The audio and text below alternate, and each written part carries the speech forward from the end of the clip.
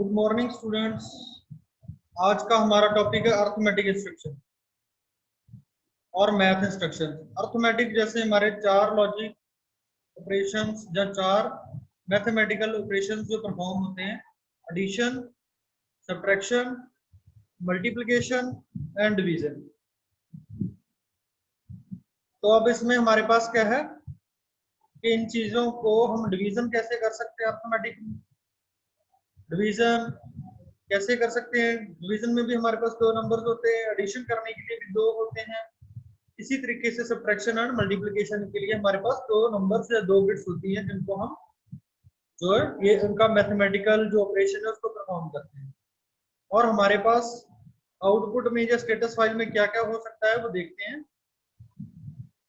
तो status file के अंदर कैरी आ सकता है। अगर हमने एडिशन की बात की है तो कैरी जनरेट हो सकता है। वो अगर कैरी है तो उसकी वैल्यू 1 हो जाएगी, अदरवाइज वो 0 रहेगा, क्लियर रहेगा। ओवरफ्लो हो सकता है। अगर कोई वैल्यू 8 बिट से ज्यादा हो रही है तो वो ओवरफ्लो में जाएगी। 0 अगर वैल्यू 0 हो रही है किसी ऑपरेशन के बाद तो इंडिकेट होगी 0 के साथ। देन साइन अगर नेगेटिव है तो 1 होगा, पॉजिटिव है तो 0 रहेगा। इसके अलावा हमारे पास माइनर एरर्स भी है, जिसमें फॉल्ट वगैरह अगर सीपीयू का आता है तो वो हमें पता चल जाएगा। और अब शुरू करते हैं। हमारे पास जो इंस्ट्रक्शंस हैं पीएलसी के अंदर,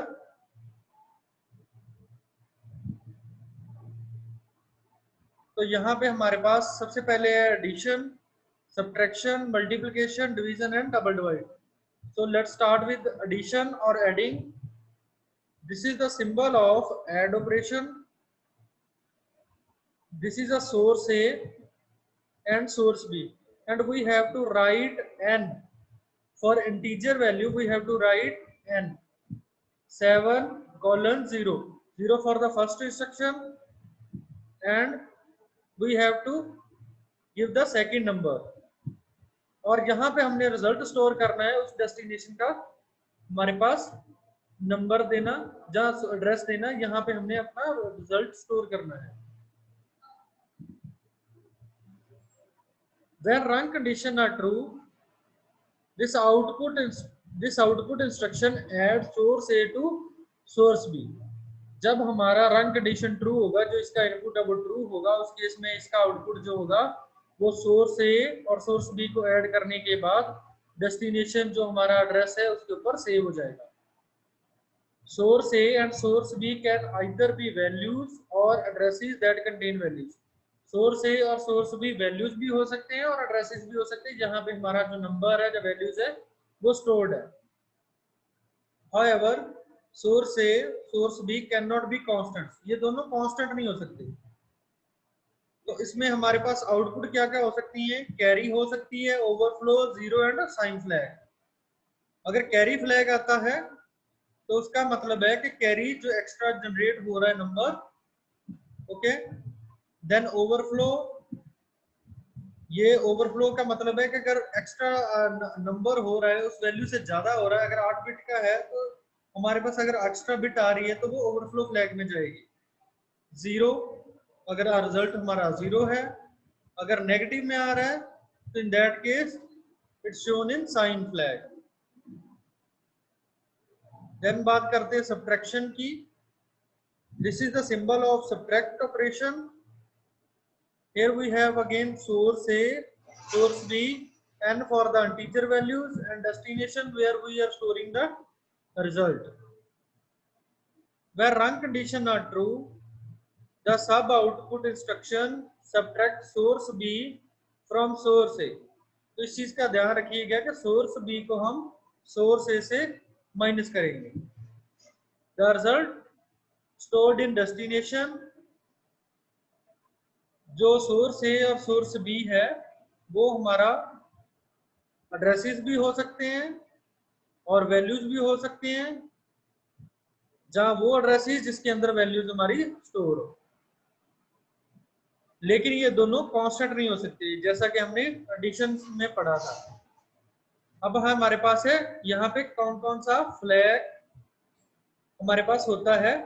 तो यहाँ पे हमारे पास स्टेटस कैरी हो सकती है। अगर बोरो की बात करें तो बोरो इंडिकेट होगा यहाँ पे कैरी में, overflow, zero and negative sign के लिए साइन फ्लैग। इनमें से अगर कोई किसी की भी वैल्यू होती है तो हमें पता चल जाएगा कि कौन सा स्टेटस एक्टिवेट है। Then we have a multiply instruction used to multiply one value by another value.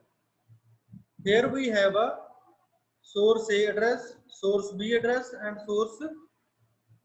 destination address where we are storing the data. Source A, source B can either be constant values or addresses that contain values. However, दोनों ही जो हैं वो constant नहीं हो सकते, दोनों में से एक कांस्टेंट हो सकता है और एक में वैल्यू होनी चाहिए, लेकिन दोनों ही कांस्टेंट नहीं हो सकते। इसमें हमारे पास स्टेटस कौन कौन से हैं? कैरी है, overflow, zero and sign.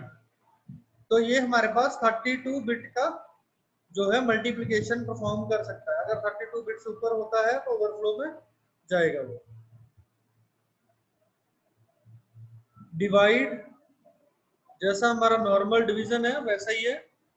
When rung condition is true, जब भी हमारा रंग ट्रू होगा, in that case it will start divide operation and the result will be stored in destination. So here we have a address of source A and value of source B जो हमारी store होगी destination के ऊपर, और जो हमारी value होगी वो राउंडेड होगी, राउंडेड वैल्यू डेस्टिनेशन के ऊपर स्टोर हो जाएगी। The value stored in math register consist of unrounded quotient and the remainder. जो इसमें मैथ रजिस्टर है उसके ऊपर हम उसको देख सकते हैं कि कितनी अनराउंडेड वैल्यू थी, क्या रिमाइंडर था। ओके, सो इसके अंदर भी हमारे पास 4 स्टेटस फ्लैग्स हैं, carry, overflow, zero and sign. Then we have a double divide. जो सबसे ज्यादा यूज होता है वो addition, multiplication, subtraction and division है। डबल डिवाइड क्या होता है वो देखते हैं। When rung condition are true, this output instruction divides the content of math register। जब कंडीशन ट्रू होगी तो जो मैथ रजिस्टर के अंदर कंटेंट है 32 बिट का, उसको ये डिवाइड करेगा। और कैसे डिवाइड करेगा? ये 16 बिट का उसको बना लेगा और जो उसका रिजल्ट रहेगा वो डेस्टिनेशन के ऊपर स्टोर करेगा। तो ये इस तरीके से ये डबल डिवाइड काम करता है। 32 बिट का अगर हमने डिवीजन प्रोसेस करना है तो उसे हम 16 में डिवाइड करेंगे तो वो डबल डिवाइड कहा जाएगा। The math register initially contains the dividend of the DDV register। जो मैथ रजिस्टर है उसके अंदर डिविडेंड जिसके साथ हमने करना है वो रहेगा, और जब उसका क्वोशंट आएगा तो वो भी मैथ रजिस्टर के अंदर स्टोर हो जाएगा। The remainder is placed in the word of math register. जो रिमाइंडर है वो वर्ड मैथ रजिस्टर का जो वर्ड है उसके अंदर शो होगा। अगेन हमारे पास 4 ओवरफ्लो फ्लैग्स हैं और मैक्सिमम जो रिजल्ट आएगा हमारा वो ये है। इन दोनों के बीच में ही हमारा जो मिनिमम और मैक्सिमम रिजल्ट हमें इंडिकेट करेगा चारों ही ऑपरेशंस में। Next we have a comparison instruction. Comparison instruction का हम यूज करते हैं कंपेयर करने के लिए किसी भी दो वैल्यूज को। अभी जो हमने किया वो अर्थमेटिक ऑपरेशन था जिसके अंदर हम नंबर्स को ऐड कर रहे थे, एक दूसरे में से माइनस कर रहे थे, या मल्टीप्लिकेशन थी, या किसी नंबर को डिवाइड कर रहे थे। लेकिन इस केस में सिंपली हमने क्या करना है, उनको कंपेयर करना है। हमारे पास दो वैल्यूज है, चाहे वो सोर्स ए सोर्स बी हो, चाहे उनका जो एड्रेस के अंदर वैल्यूज हो उनको वो कंपेयर करेगा। So here we have instructions for comparison: equal, not equal, less than equal, less than or equal, greater than or greater than equal, masked comparison for equal, and limit test। तो start करते हैं। Equal अब equal के अंदर हमारे पास क्या है, source ए जिसके अंदर हमने वैल्यू है, सोर्स ए की एड्रेस के अंदर, और सोर्स बी का एड्रेस है उसके अंदर वैल्यू है, इन दोनों को कंपेयर करना है। This equal test whether two values are equal और not. If source A source B are equal then instruction is logically true. अगर ये दोनों वैल्यूज ट्रू हैं, दोनों वैल्यूज इक्वल हैं, तो हमारा जो इंस्ट्रक्शन का आउटपुट है वो ट्रू होगा और आउटपुट आ जाएगा। Source A must be an address, source A address होना चाहिए। सोर्स बी जो हमारा है वो कांस्टेंट भी हो सकता है और एड्रेस भी हो सकता है। और जो नेगेटिव इंटीजर्स हैं वो टूज कॉम्प्लीमेंट के साथ उनको स्टोर किया जाता है। अगर तो ये इसका ये इक्वल ऑपरेशन इक्वल होता है, ये दोनों वैल्यूज इक्वल है, तो हमारा आउटपुट आ जाएगा, otherwise no output at the end of this instruction. Then we have a not equal. This is the opposite of equal operation. It tests whether one value is not equal to second value. ये check करेगा कि दूसरी value उसके equal तो नहीं है। If source A source B are not equal, then instruction is logically true.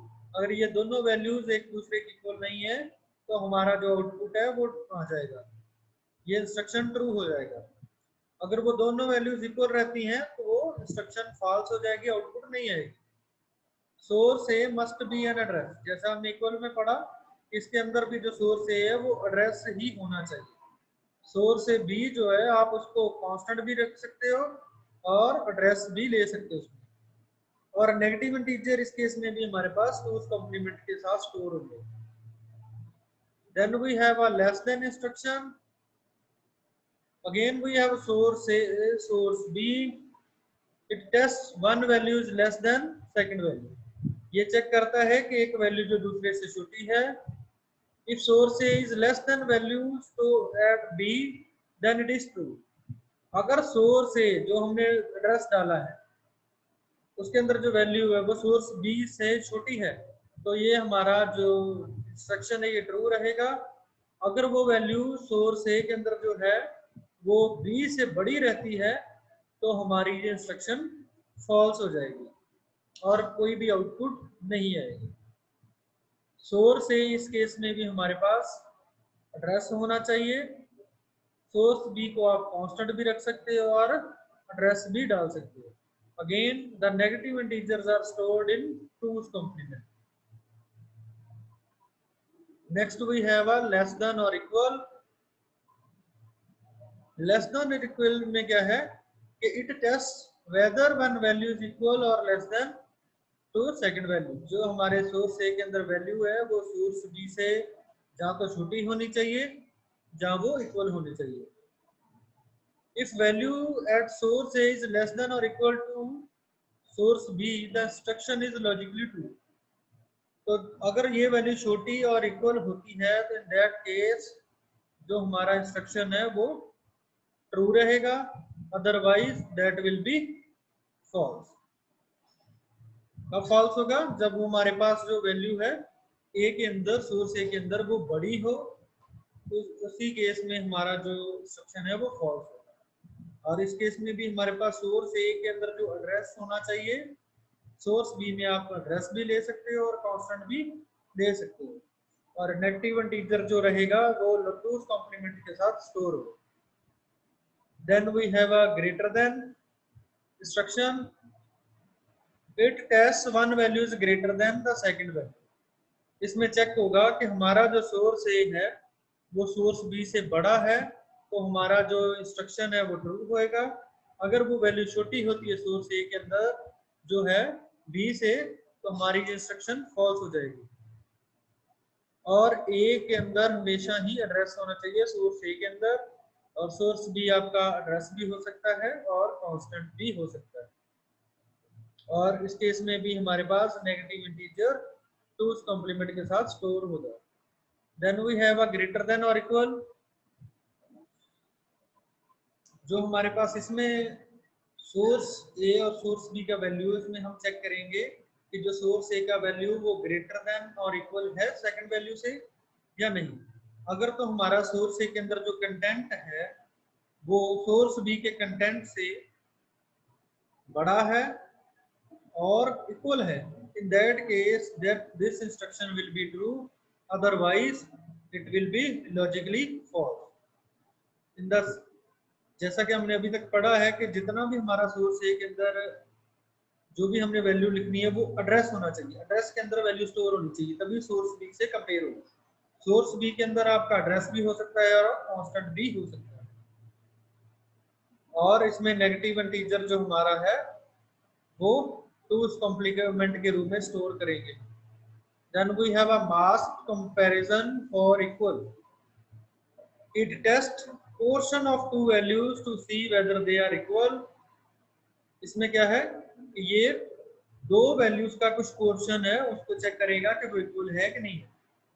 It compares 16 bit of source address to 16 bit of reference address through a mask. इसमें क्या है हमारा जो सोर्स एड्रेस है उसका 16 बिट का डाटा और जो रेफरेंस एड्रेस है उसका 16 बिट का डाटा जो होगा मास्क के अंदर उसको हम कंपेयर करेंगे। Use this instruction to compare data at source address with data at compare address. हमने क्या करना है, सोर्स एड्रेस और कंपेयर एड्रेस को कंपेयर करना। Use of this instruction allows portion of data to be marked by a separate word. जब हमने जो इंस्ट्रक्शन का पोर्शन हमने कंपेयर करना है उसको हम सेपरेट वर्ड के साथ मार्क कर लेंगे। Source is the address of value you want to compare. Source के अंदर आप वो वैल्यू जो आप कंपेयर करना चाहते हो। Mask is the address of mask through the instruction moves data. Mask या फिल्टर जिसको आप बोल सकते हैं जिसके थ्रू डाटा आपका मूव करेगा। The mask can be hexadecimal value. जो मास्क है हमारा वो हेक्साडेसिमल वैल्यू होगी। Compare is an integer value और the address of the reference. Compare के अंदर हमारा एड्रेस या वैल्यू हो सकता है जिससे हमने जो हमारा रेफरेंस वैल्यू है। If the 16 bit of data at the source address are equal to the 16 bits of data at compare address,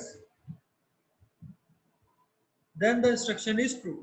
अगर हमारे पास 16 बिट ऑफ डाटा जो सोर्स ए के अंदर है वो इक्वल होता है कंपेयर के एड्रेस के साथ, 16 बिट के कंपेयर एड्रेस के साथ, तो हम इसको इंस्ट्रक्शन को ट्रू मानेंगे।